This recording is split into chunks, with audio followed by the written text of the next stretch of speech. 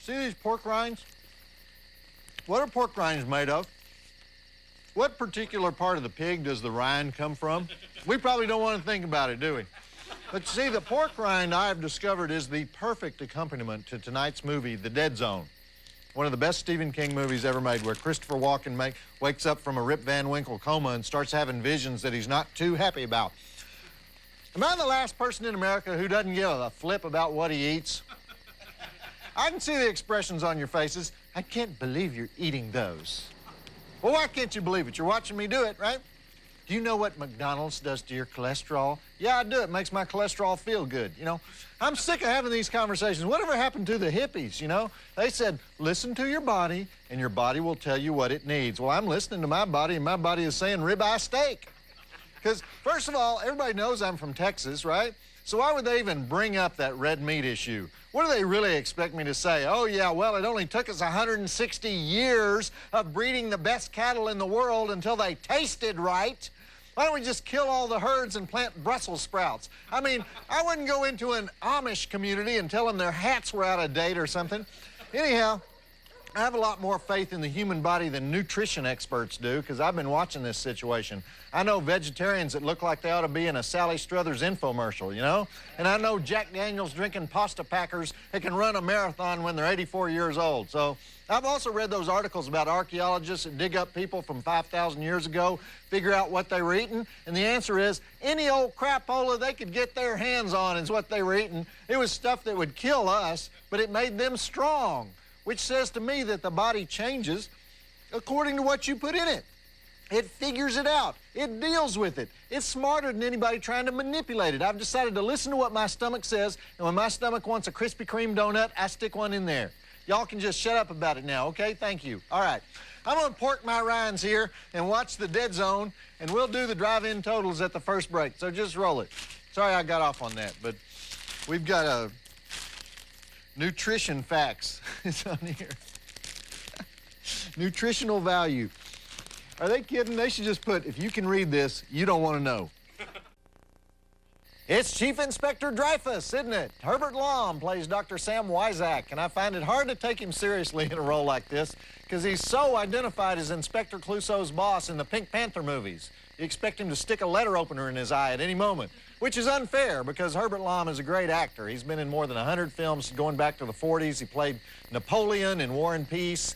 In fact, he's one of those international actors. He appears in American films, British films, French, Italian, German, and occasionally the films of his native Czechoslovakia, or whatever they call it now. Is he Czech or Slovakian? I don't know. Never mind. Maybe it's just me, but I can't look at Herbert Lom's face without expecting him to start twitching or something. This is not that kind of movie.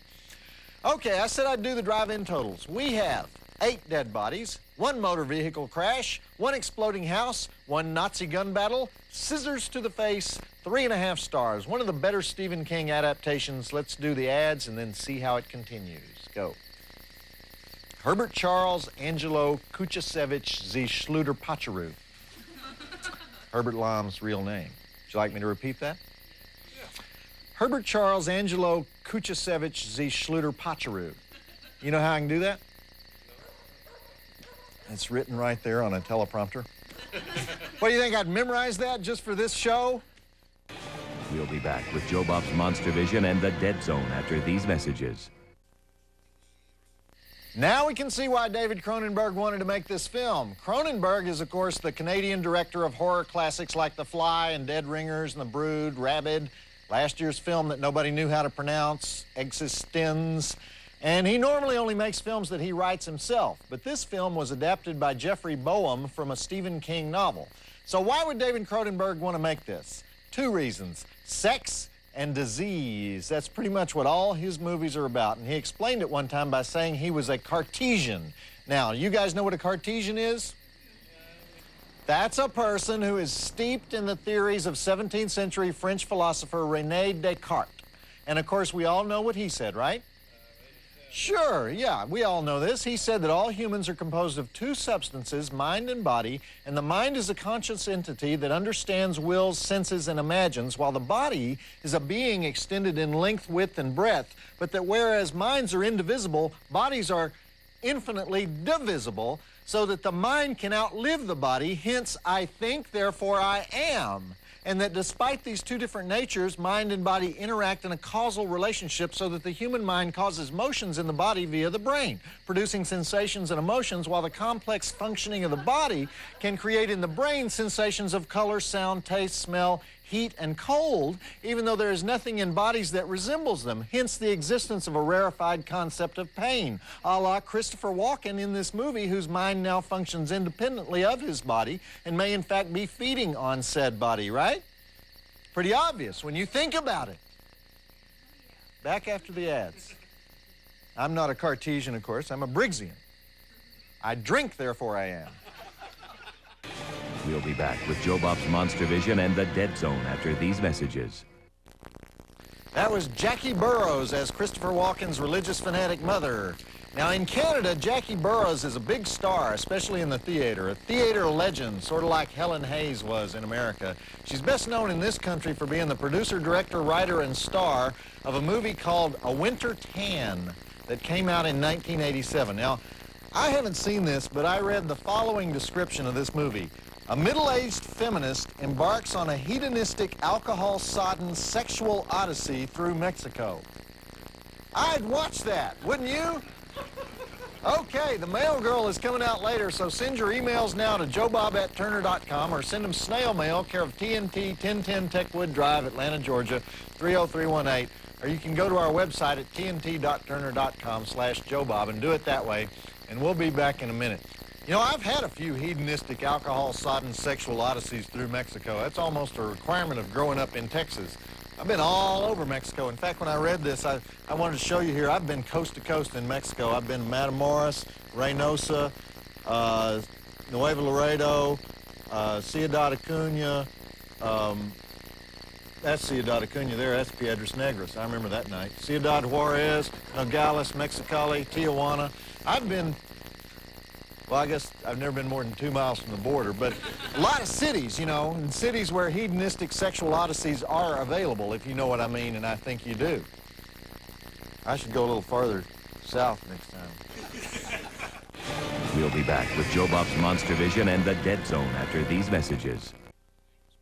Well, the TNT censors did hack a few seconds out of the Deputy Dodd suicide scene there. In the original version, we do see him set those scissors up and ram them right through his face in one of the most disturbing images of the film. David Cronenberg is known for grisly, because after all, he was the first guy to do an exploding head on screen in his 1981 flick Scanners. And of course, he made Crash, about people having sex during car wrecks. So this is a pretty tame movie by comparison with his usual stuff. One interesting thing, that white gazebo where Christopher Walken figures out the murder, that was built especially for the movie, and after they finished the film, they offered to donate it to the town. Well, it caused a big controversy because the place they were shooting was in the historic and picturesque town of Niagara-on-the-Lake, Ontario, where they have the famous Shaw Theatre Festival every summer, and everything in the town was supposed to be historic and authentic and antique and quaint, and so the town fathers wanted to tear it down because it was not a real antique. So the producers of the movie said, fine, we'll wreck it. And then at the very last minute, they decided to keep it, and nobody knows exactly why, but it's still there. All right, commercials, and then we'll go back to the movie. And, I wanted to show you, Niagara-on-the-Lake is different from Niagara Falls, in case you hadn't been there. Niagara Falls, Canada, is, you can build anything you want. Neon whorehouse, fine. You know, you guys ever been to Niagara Falls? Don't ever let people tell you that they don't have white trash in Canada. My goodness. Nice topless bars, though, actually, topless and bottomless. But Niagara Falls is here. Niagara-on-the-Lake is right up here on Lake Ontario. So Niagara-on-the-Lake, gazebo ordinances. Niagara Falls, naked gazebos. That's the difference. So don't mess with the pasties, though. They don't even have them there. You know, we should go up there. We'll be back with Joe Bob's Monstervision and the Dead Zone after these messages. And so, as Christopher Walken gets creepier and creepier, weaker and weaker, psychicer and psychicer, illustrating the Cartesian postulate of mind-body codependency. What? all right, I won't talk about that. Let's read some mail. How about it? You guys are so anti-intellectual. You don't want to talk anything. We'll do Joe Bob's Advice to the Hopeless, and so you get on so quick these days, Rusty. To help us out is one of my few remaining friends in this town, Rusty the TNT mail girl. Glad you're so eager to do your job. Well, let's not be maudlin. I'm not maudlin. I'm despondent. You may have to stay with me until my mood improves. I could be a danger to myself, but... Please, you were a danger to yourself before you got kicked out. Hey, I left of my own accord. Don't even go into that. A couple of nice Cartesian postulates you have. By the way, here's an email from Ryan Swallow of Lake Charles, Louisiana. Really? Okay. Ryan, S-O-I-L-E-A-U. How did you say that? I said Swallow. Ryan Swallow, I think that would be. You seem to be a pretty funny guy. And you got the looks for one of those B-movie actors. You know, the kind really can't act, got that fake hick look, wearing the uncomfortable steel-toed boots that cause him to look like he dropped the soap in jail. I was just wondering if you have ever received scripts to play parts in any movies. Why did you give me this letter? And I resent the implication that all people who are staying home on a Saturday night are fat slobs who can't get a date. In actuality, we are fat, lazy slobs who never could get a date, so we married the first woman who said maybe, now have 3 ungrateful kids, and have a wife who won't cook and a dog that can't quit licking himself or figure out the concept of going outside to use the bathroom. Just needed to clear that up. Ryan, Lake Charles, Louisiana. Well, never say I don't know my audience. No matter who abandons me here in L.A., I'll always have the poor losers like myself who have nothing better to do than watch whatever movie TNT got off the clearance rack that week. And, well, at least you get to hook up free cable up here in the hills. well, that's true. Of course, my brain is probably getting cooked being so close to the main transmitter up here, but... Well, at least the weather's nice, right? Yeah, Okay. Are you feeling better now? I guess. Good. So, call me next time to get maudlin. Call you? I'm modeling right now. Or at least I will be when you get home, so... What's that number? What is modeling, anyway? Pissed off, right? I'm modeling. We'll be back with Joe Bob's Monstervision and the Dead Zone after these messages. Christopher Walken, he was 40 years old when this movie came out, and Brooke Adams was 34. These parts in Stephen King's book were much younger, but the script was altered to fit these two great actors, and I think the chemistry between them is pretty good, and the reason might be that they had known each other since childhood. They met at the High School for the Performing Arts in New York City when Brooke Adams was in the 7th grade and Christopher Walken was a senior, and they were both working off-Broadway while they were still in their teens, and both of them have a lot of horror films for some reason. My favorite Brooke Adams film is The Unborn in 1991, one of the best mutant pregnancy flicks ever made, although she was also in the immortal Car Wash, and of course, Invasion of the Body Snatchers. My favorite Christopher Walken movie out of the 67 or so that he's made is King of New York, as the cruel upstart mob boss, and he's got that great scene in Pulp Fiction, of course, where he talks about keeping the guy's watch up his hiney. And Walken wanted to be a dancer choreographer. He did musicals all over the country. He met his wife while he was in the road company of West Side Story. In fact, his New York stage debut was in a song and dance show with Liza Minnelli. Hard to imagine today, right? The world's most intense actor singing All of Me. I don't think so.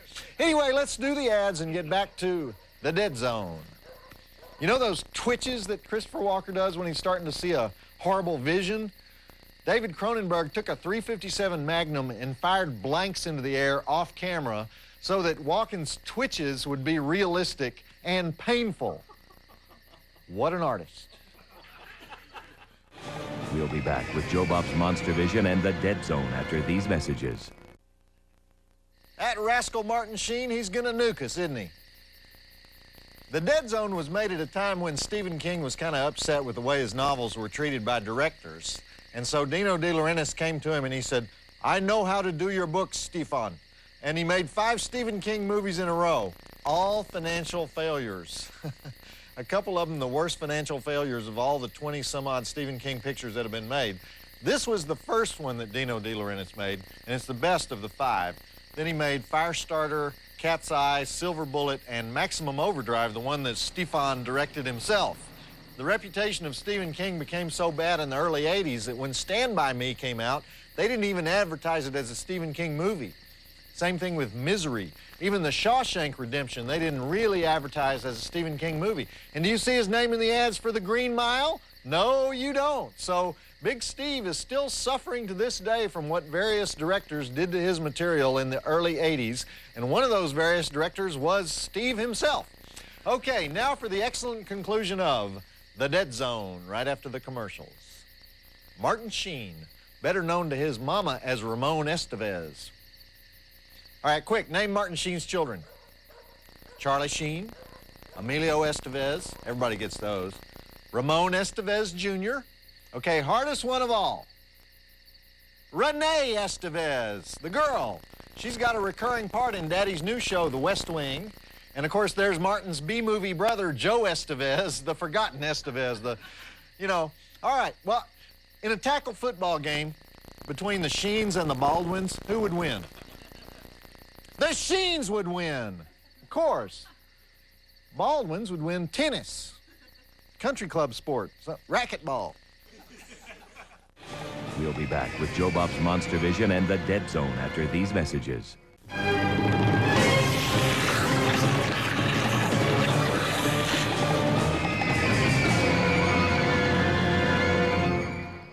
That kid who takes the pictures of Martin Sheen holding up the baby, the pictures that bring about his downfall, that kid is Ramon Estevez Jr., Martin's son. Pretty dang good movie. All right, next week here on Monstervision, we got the original Buffy the Vampire Slayer, the movie that launched one of the biggest hit shows of the 90s. Teenage girls everywhere are already programming their VCRs for this big event. And that's it for me, Joe Bob Briggs, reminding the women out there that sometimes we're not thinking about you. Live with it. Did you guys hear the one about the 3 construction workers? Steve, Bill, and Charlie are working on a high-rise. Steve falls off and is killed instantly. The ambulance takes the body away, and Charlie says, well, somebody should go and tell his wife. And Bill says, okay, I'm pretty good at that sensitive stuff. I'll do it. So 2 hours later, Bill comes back carrying a 6-pack, and Charlie says, where'd you get that? And Bill says, Steve's wife gave it to me. And Charlie says, that's unbelievable. You told the lady your husband was dead and she gave you beer? And Bill says, well, not exactly. When she answered the door, I said to her, you must be Steve's widow. And she said, no, I'm not a widow. And I said, want to bet me a 6-pack? Joe Bob Briggs reminding you that the drive-in will never die. Man comes home from the doctor and tells his wife that he has only 24 hours to live. So he asks her for sex. Naturally, she agrees, and they make love. About 6 hours later, the husband goes to his wife and says, honey, I now have only 18 hours to live. Could we please do it one more time? So, of course, the wife agrees, and they do it again. Later, as they get into bed, the man looks at his watch, and he sees that he now has only 8 hours left, and the man says, honey, please, just one more time before I die. And she says, well, of course, dear. And they make love for the 3rd time. Afterwards, the wife falls asleep, but the man is worried about his impending death, and so he tosses and turns until he's down to 4 more hours.